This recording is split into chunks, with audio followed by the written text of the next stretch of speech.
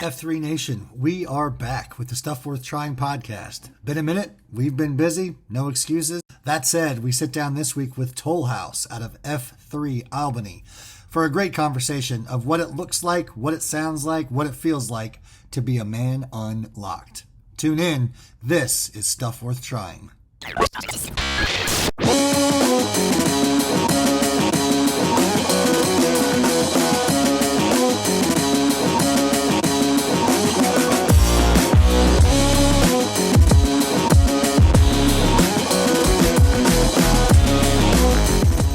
Looking good, Italian job. I'm feeling good, Tommy boy. How are you, man? Man, it's been a minute. I'm great. You and I have been on some adventures, which is why we've been absent from the airwaves, and that's okay because sometimes we don't need to be here because life is for the living, right? How about you, That's man? right. Man, I'm sure you've heard all about it. I know you and I have had conversations, but that trip to the UK, that GTE 42, that Grow Ruck event that we had in England was one for the record books, man. It was just, you wonder sometimes when you travel to an AO outside of your region, will the guys welcome me? Will I fit in? What if they say something I don't know? Will they appreciate, that I'm a guest? Well, how do you think it feels when you go across, 4,000 miles across the ocean? Man, those guys welcomed us like we were one of the guys that they work out with every day. The culture, the F3 culture is so strong. The love, compassion, friendliness, just the camaraderie amongst men was the same. Just like I'm hanging out with my buddies back here at home, it was top notch. And the guys just crushed the Grow Ruck, all the things that were thrown at them. But man, just to hear how they were unlocked afterwards and read their messages and seeing that these guys are new creations, that's what I'm excited about. The event is hard. You know it, Tommy boy. Our guest who's gone on today knows it's difficult. But what do you do with the knowledge that you've learned? As Slaughter likes to say, you are now a pickle. Once you're a pickle, you can't go back to being a cucumber. You now know things. You now know that you can do more than you once thought you could. Now, what are you going to do with that knowledge? Are you going to sit back and just watch the world go by? Or are you going to get involved? Are you going to get intimately involved in the hard things, the difficult, the dirty, the uncomfortable? And that's what happens after one of these events. And I'm on fire. It's a week later and I'm walking on cloud nine. I'm stoked to see the changes that are going to happen. And I'm gushing, Tommy boy. I'm gushing. I'm gonna stop. I feel like we should pass the plate, but yeah, I'm right there with you. Once you see, you can't unsee. Once you taste, you can't untaste, and that's the experience. And it's funny that you say what you set it up as, which is, am I gonna fit in? But what I really hear you saying is, am I going to lead these men well? Because I'm here to be a part of their guidance, right? To lead them in some capacity. You and I are both trainers, which means we're in the role of filling their head with knowledge and then giving them a pathway to take that head knowledge in hopes that they allow themselves to drop it into their heart as heart knowledge and live through it. The week before you went over the seas, I was in Savannah, fanboying out, because it was right next door to the Savannah Banana Stadium, but also got to serve with a guy, Seagal, that you and I both know, and that's always fun. But same scenario, different land, stranger in a strange land in some capacity. And man, I just came back with the same feeling that there's some stuff going on that sometimes when we're in and amongst our packs, our region, it's easy to make it habitual and not remember that there's a big opportunity here to always live out the 5 core principles, always live out and exemplify the credo, and of course serve the mission.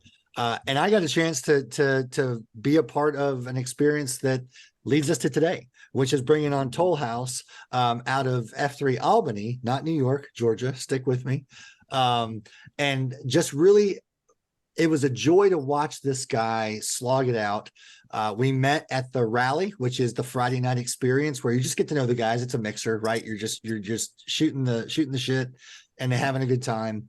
We are their guests at a wonderful event, just as a mixer. And And it was, and from that point forward, it just, I got to see this guy progress, and it took me back to my first experience, which was GTE 17.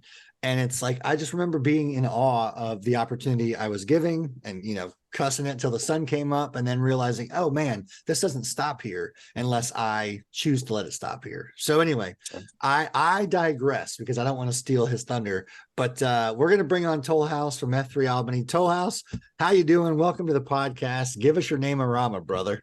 Great to be here. So Thomas Amos, 46, Toll House. I got the name from way back in boot camp. When I went to my very first F3, it was in Macon. I had to get up about 3 in the morning and drive up to Macon to go to F3.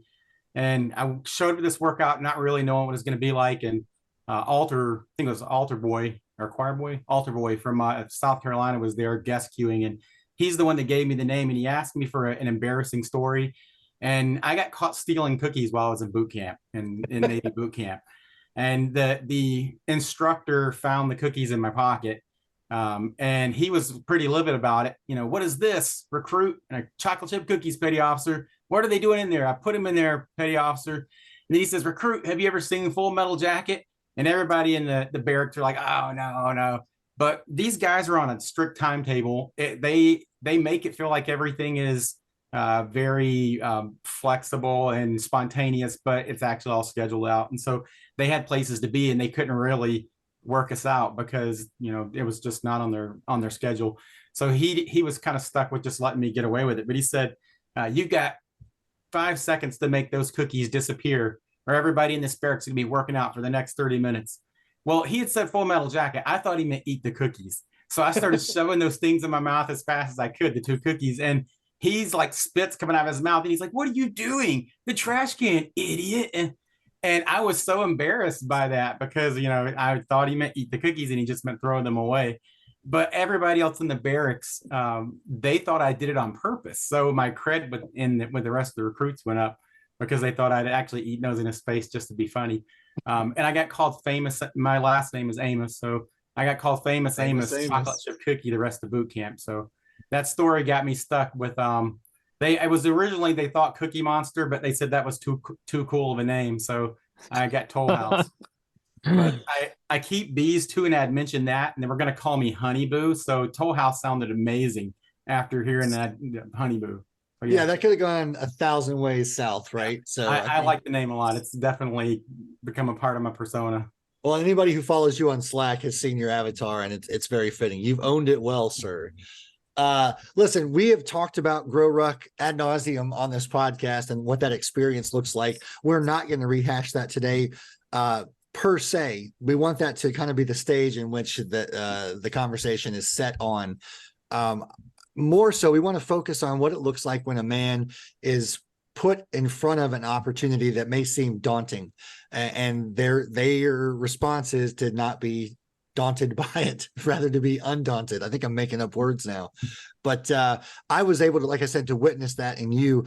Talk to us a little bit about day 0 when you clicked send on that submission to make the decision to go to Grow Ruck, and kind of give us a brief version of your F3 journey, because you were removed from where it happened and all of those things. So kind of set the table, if you will. So I'll go back even a tad further than that. It was you two that talked me into doing the Grow Ruck. You said specifically that every person in F3 needs to do a Grow Ruck. And I think you said, if I can remember this verbatim, it will change your life. And so that was what originally got me interested in the Grow Ruck. And then I looked it up online, and there was like the Savannah one. So I was like, hey, there's one that's pretty close. It's only 4 hours away. But I was not in real good shape. I've been on a pretty dramatic health journey for the past 5 or 6 months. And so I really still didn't feel like I was physically capable of doing it. And it definitely seemed very daunting. And I had tossed it around, but I couldn't really make up my mind. I think one of the things that helped me was the F3 Foundation said, if you're a Nantam, we really want you to go to a Grow Ruck, and we'll pay the registration fee for it. So it kind of took that excuse away from me. And that was when I mean, I think the day I got the email, I went and signed up for it. But it was there was certainly a little bit of trepidation in there as well. I thought, wow, I've got a lot of work to do between now and then. And there was I can't tell all the stories of the different people that helped me out, but I was certainly supported in that journey of preparation. Yeah, so I signed up for it, and then I started in it was like originally I did Pathfinder training.com, and then I also worked with some of the F3 Macon guys as well. Got a ruck. I didn't even have a ruck when I signed up for it. I'd never rucked before. When you all started talking about rucking on the podcast, I had to go look it up because I didn't know what a ruck was.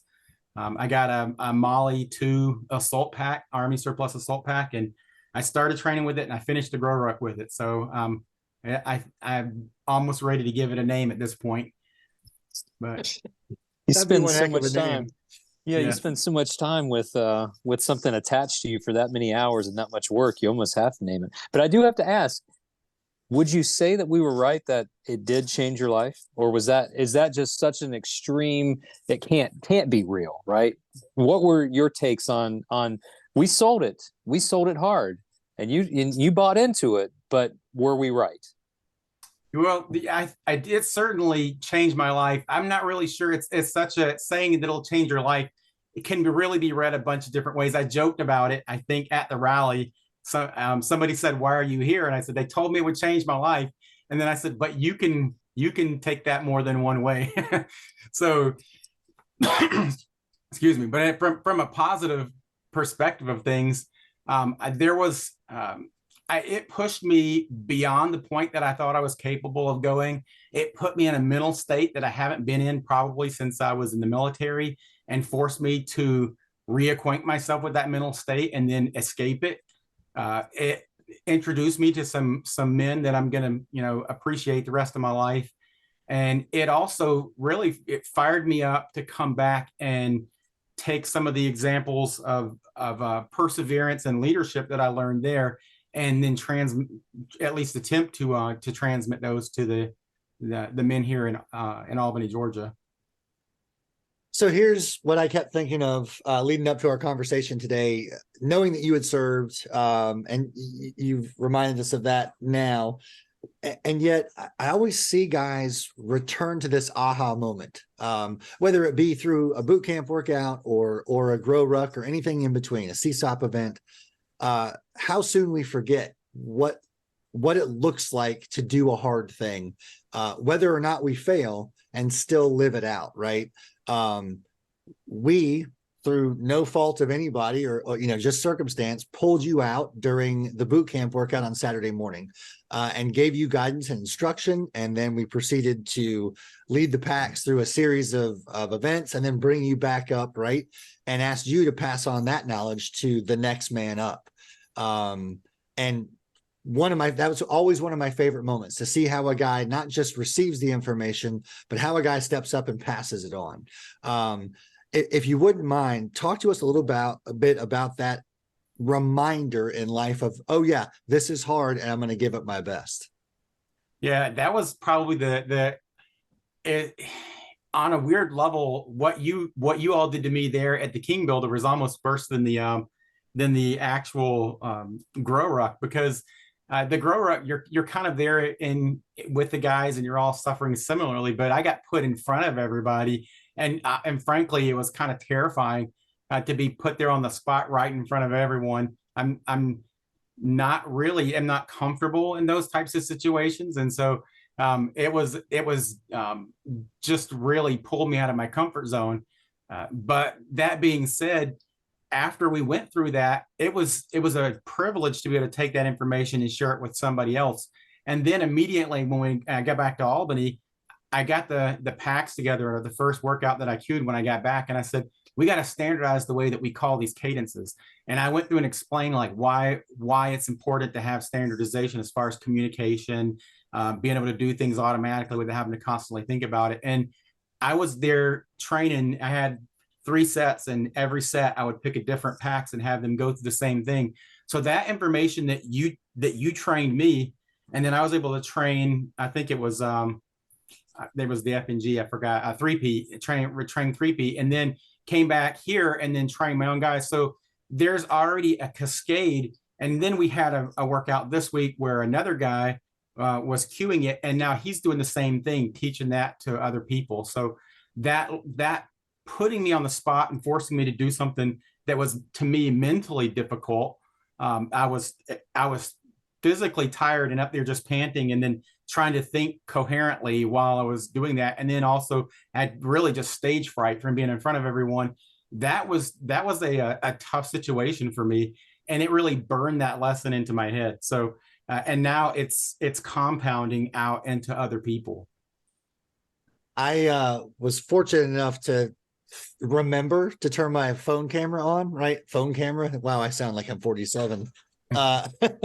And capture that moment. And I've gone back and admittedly I've watched it multiple times, because there's a moment where you center yourself. Like you just said, you're out of breath. You kind of led up to the conversation of passing on that knowledge. And then you pause for just a nanosecond and took that breath. And then you never looked down. You never looked back, never looked down. You just looked at three-peat and delivered the instruction. I'm not going to say flawlessly, because nothing's perfect. I'm going to say with heart and with enthusiasm and with intention. And that's what makes that lesson sticky.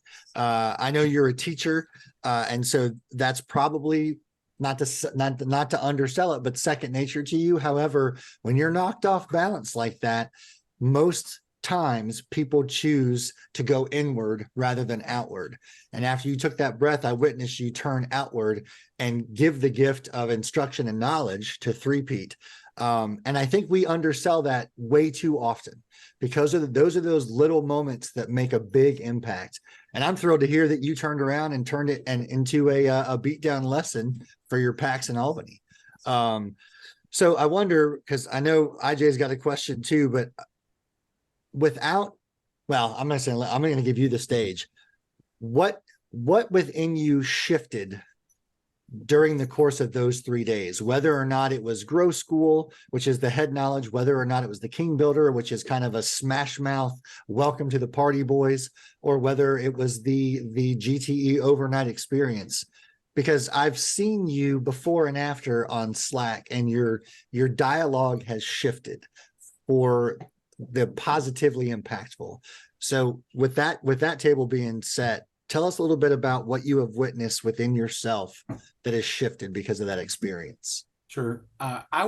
This kind of goes back to how it changed my life a little bit, but one aspect of it is that as I've done things that were physically or mentally difficult over the past couple of weeks, I'll hear the little voice in my head say, come on, this isn't nearly as hard as what you did at Grow Rock. Stop whining about it. And so jobs that I would have been like mentally annoyed at or frustrated with, or maybe things I would have quit sooner, I find myself just pushing through them now, because I have that experience and I know what really feels hard now. And everything else is being measured against the Grow Rock. All of my difficulties now. So I went through something that was excessively, I won't say excessively, but very difficult. And now it's recalibrated everything else. And I feel like that I can deal emotionally with difficult things better now, because I have a new standard of endurance that I can measure that event or that difficulty against.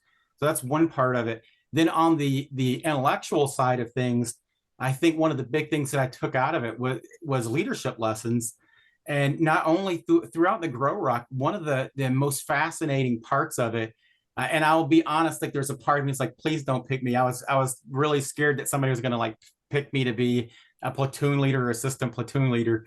But again, there's certainly a little bit of a fear there of that for me, because you mentioned earlier with the schools, when I'm in front of a classroom, those aren't my peers, and those are students, and it's a completely different environment. But when you're there at the Grow Rock, those are people that I respect and appreciate. And you don't want to look dumb in front of, those types of people. So it's scary in a different way than being a classroom teacher. But being there, watching those men perform in those leadership roles, how they adapted to it, how the leadership got better and better throughout the night. as lessons were learned, and the people who hadn't been put in leadership yet saw those lessons, saw how they were resolved, and then when they got put into the platoon leader position, they already had that knowledge and were able to build on it instead of starting from scratch. And so the way that we handled obstacles improved throughout the night, and by the end of the night, we really were functioning as a very cohesive team. And that was a big part of it. And then the last thing that, and I feel like this probably for me personally is the most impactful. I was in the middle of that first 5 miles with well, I won't say first 5 because we did the 2 in the run, but the first 5 miles of rucking, that sandbag almost killed me. That white sandbag, I hated that sandbag. It didn't have handles on it. I couldn't do anything but look down because you had to sort of rest it on the back of your neck.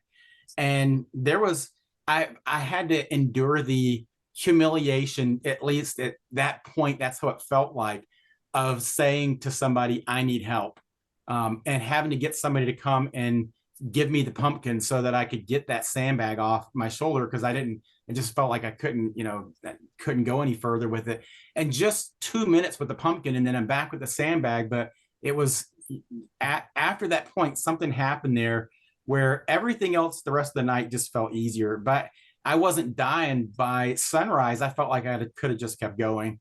But that first 5 miles about ended me. And I remember I was in my head then thinking, all I have to do is walk away to my car. And it was the fact that we were there as volunteers, I guess is the best word I can think of it. There's probably a better one, but we were there voluntarily. And we could have walked away from that grow ruck at any time. It wasn't the military. It wasn't a job. And anytime I wanted to, I could have just said, forget you guys, and walked. And I stayed there. And I was analyzing this in my head during that latter part of the grow ruck, thinking like, why did I stay? Because there was a point where I really, like, there was something in my head was just saying, you could just leave right now. Why are you doing this? This is stupid. I was questioning all my life choices on that first 5 miles on the beach with that sandbag. And the fact that you all in Grow Ruck as a group, as an organization, or you all as the people who led it and planned it, and the Savannah guys, you got all the 41 guys there, I think it was, or 43 guys that came 43 there and suffered all that. And they did it voluntarily. And we wanted to be there. And I have a tendency to, I went and talked, I drove up during fall break the week after Grow Ruck, and I met up with a bunch of the Macon leadership there. And I was talking to them about, because I've struggled as far as forming an SLT here in Albany, getting past just having the workouts and really engaging these men into leadership positions has been hard for me. And what I learned from this is that you said, this is going to change your life. It's going to be tough, but you're going to come away from, and you sold all the positives of it, and you were enthusiastic about it. And before I really knew what it was, you two in particular made me want to go on a grow ruck.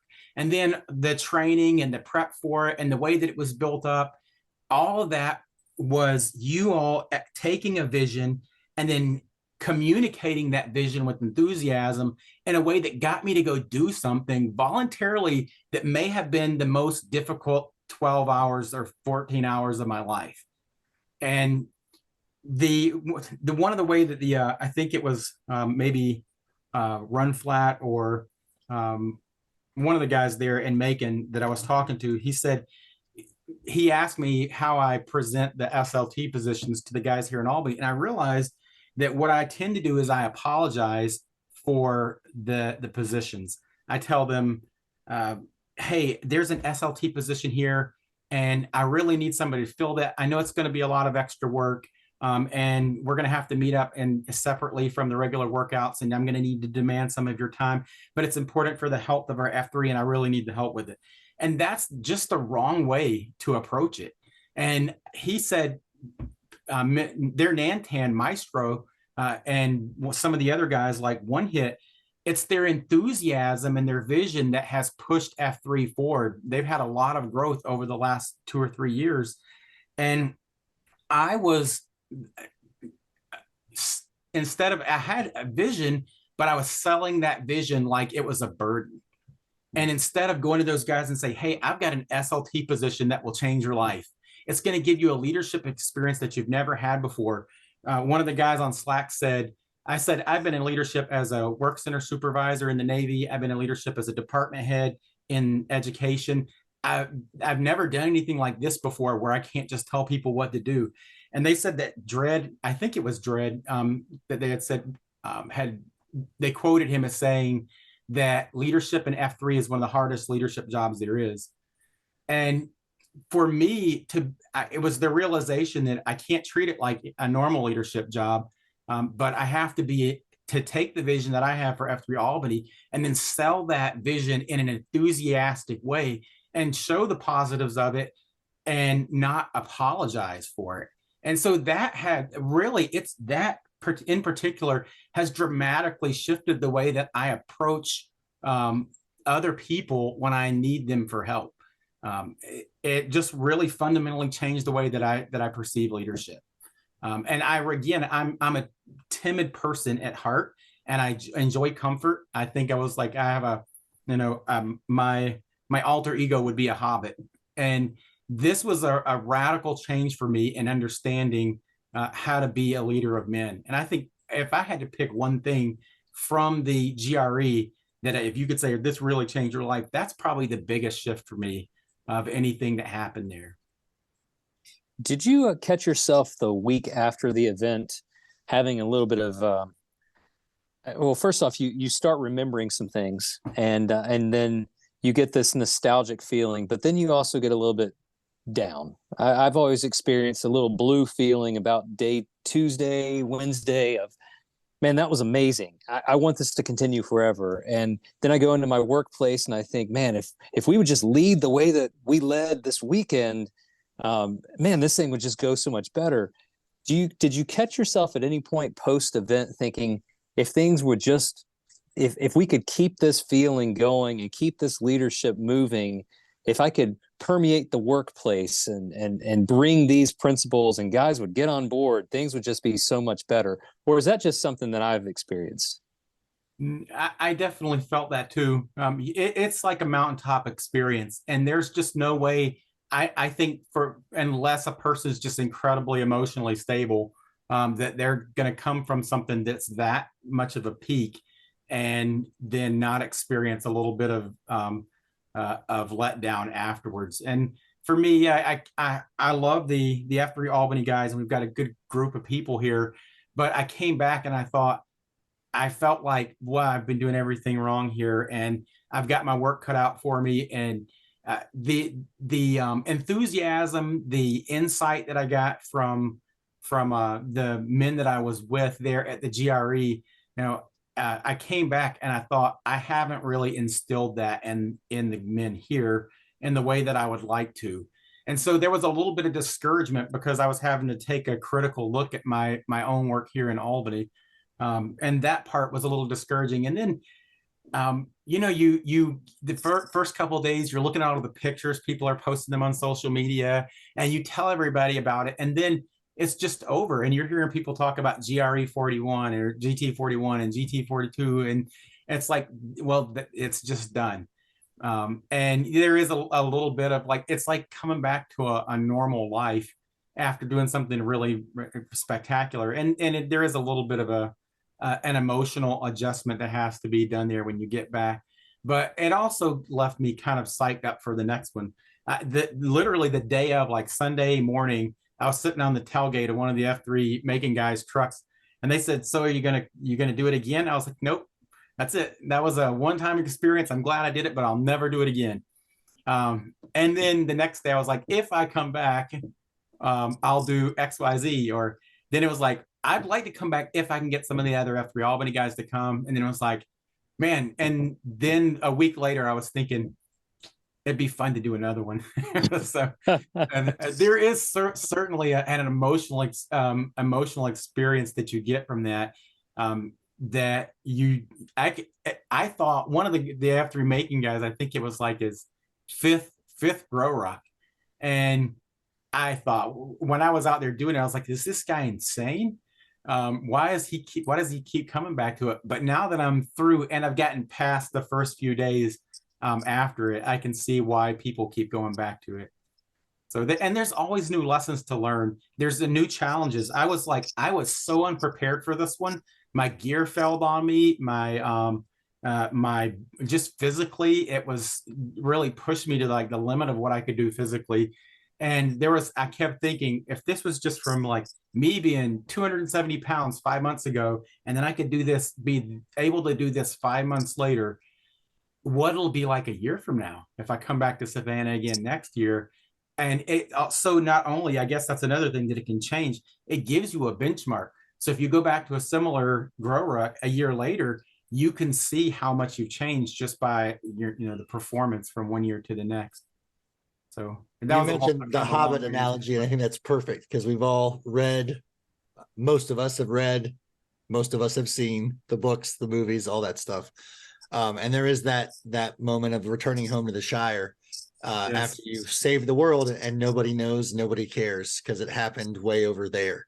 Right. And again, we've talked about Grow Ruck a lot on all of our podcasts, and I'm honored to know that your ears, those words landed in your ears and transferred into your brain and dropped down to your heart, that you signed up. That's a big deal. It means that our words and our deeds and our actions matter, whether we see it or not. And usually it's better when we don't see it because it means that it went way beyond us, which is where it belongs. I was ready to tell you guys off. I was like, I'm gonna get on Slack and tell them that this didn't change my life and it was dumb and I wish I'd never done it. Right there when I had that sandbag on my neck, I was pretty disgruntled at the two of you. Yeah. I wasn't jealous about those sandbags that you guys were hauling around. I'll say that much. But yeah, it's cool. There's a lot that goes on behind the scenes leading up to these events. The guys who are cadre, the guys who are trainers, the guys who are regional hosts, like they do a lot of work to make sure it seems flawless, even though it's definitely not. And it's one of those servant leadership things. It's just really cool when you're in that zone. And then you go home and you go to work, and oftentimes that doesn't exist in the work life. Do your job that's on the paper that we hired you to do, and then you get the paycheck. And then you'll go home, and tomorrow you'll come back and do it again. And it's really, we can control two things: our actions and our attitudes. And if you're lucky, you're in a zone in which your work can transfer into energy to refuel your own heart. And if you're not, you're in a slog. And if you're in that slog by yourself, it's like carrying that 75-pound handle-free sandbag on the beach. And you're like, there's sand below my feet. There's sand crushing me down on my neck. My car is 100 yards to the left. I could just go back to that. But you don't. So usually this is the point in the show where I transfer to IJ and put him on the spot to leave us with encouraging words. But because I've seen you do it effortlessly, it seems, on Slack. See how I set you up with it's all effortless, but it's not. I would love to give you the floor to encourage the next man up as to why not just GTE, not a Grow Ruck experience per se, but why it's important to continue to seek out hard things. What's beyond the patch, beyond the t-shirt, beyond the bumper sticker, and beyond the solo cup tag, right? Like we say it all the time, but Toll House, why was it so important to you after the fact to seek out and do hard things? Yeah, you kind of answered this in a roundabout way already. You said that sometimes life can be a slog. And I think one thing that's super important for men is clear-cut victories. And one of the things that made the GTE so special to me was that it was a clear-cut victory. I saw it as sort of a masogi, and I gave myself a 50-50 chance of making it through the night. I really did not, part of me did not believe I was going to make it through that thing. And even like to the point where when we started it and did the PT test, I was almost hyperventilating because I was just, I'm like 46 years old. I'm a grown man. I'm turning into an old man, and I'm over here just scared. And it was like this giant, and I'd been preparing for it for almost 3 months. And then to finish the thing, it was the most clear-cut victory in my life that I've probably had in years. Something that I could put that stamp on and say, I didn't think I could do this, and I did it. And so to answer that question, at life just tends to be a slog. It really does. And your whole life is filled with responsibilities that don't have an end. It's that you have to do the dishes every day. You have to do the laundry. You have to drive to work. You have to brush your teeth. There's just things that have to be done over and over and over again. And there's no trophy for doing those things. And so I think as men, we need clear-cut victories in our lives.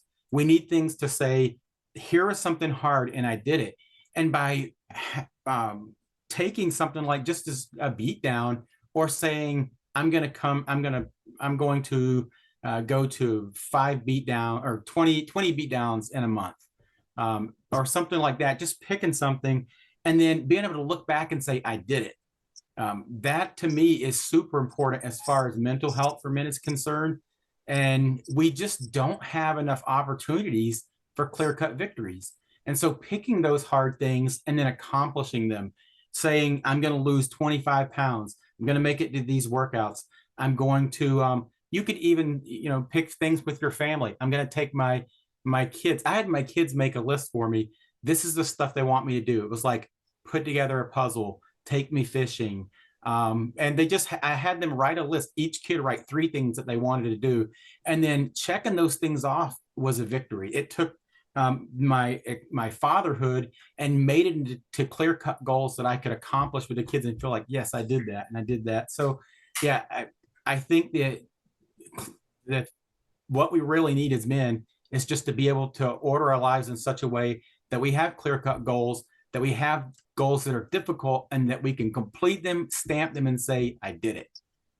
We just need that, and we need it all the time, because otherwise everything just eventually just kind of blends into this gray mess of just repetition and responsibility.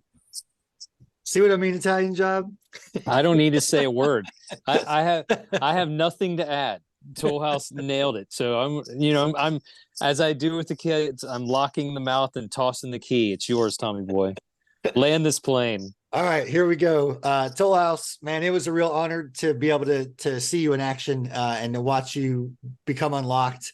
There's something there from day one at the rally. Very brief conversation. I felt it there. I got a chance to exploit you at the King Builder.